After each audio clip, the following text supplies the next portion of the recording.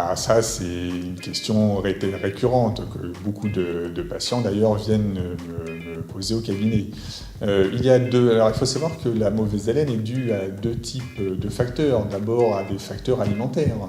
Il y a certains aliments à éviter pour avoir mauvaise haleine, comme par exemple le fromage, comme l'ail, également la bière de mauvaise haleine.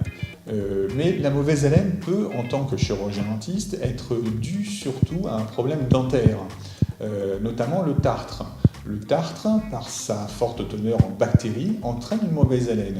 Souvent, des patients au cabinet viennent me voir en me disant « Écoutez, je ne comprends pas, j'ai mauvaise haleine, pourtant je fais attention à mon hygiène dentaire ».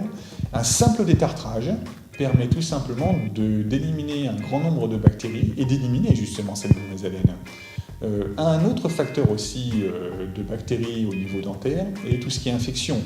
Ça veut dire que si vous constatez par exemple une petite boule au niveau de la gencive, comme par exemple un kyste ou un abcès, il s'agit d'une infection dentaire. Et une infection dentaire contient des bactéries qui donneront mauvaise haleine. Souvent, des patients viennent me voir au cabinet en me disant « Écoutez, j'ai un rendez-vous important dans quelques semaines, faites-moi un contrôle complet. » Et un simple détartrage, voire une élimination des foyers infectieux au niveau de la bouche, permet de redonner une bonne haleine, une haleine fraîche. Alors si malgré tous ces petits conseils, vous pensez, vous avez toujours mauvaise haleine, il y a quelques astuces que vous pouvez faire chez vous avant un rendez-vous important.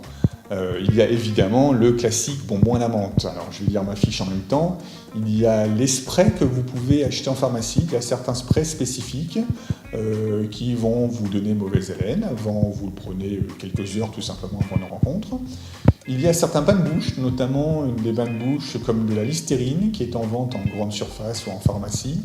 L'intérêt de bains de bouche comme de la Listerine, c'est que ce sont des bains de bouche qui peuvent s'utiliser quotidiennement et qui ne détériorent pas la flore buccale. Ça veut dire que ce sont des bains de bouche que vous pouvez utiliser quotidiennement 2 fois par jour pendant plusieurs semaines, même plusieurs mois, et qui vous donneront notamment bonne haleine. Un facteur supplémentaire, alors certains patients m'ont rapporté, pourquoi pas croquer un grain de café. Croquer un grain de café va vous donner une bonne haleine. Le gingembre va vous donner une bonne haleine. Le céleri, également, le céleri est réputé pour donner une bonne haleine. Et un dernier petit conseil, une bonne astuce, et je pense que ça fera plaisir à certains, les mojitos. Le mojito donne très bonne haleine. Pourquoi? Tout simplement par sa forte teneur en menthe. Est réputé pour donner une bonne haleine. Alors le mojito, vous pouvez y aller, vous passerez une bonne soirée et en plus vous aurez une bonne haleine.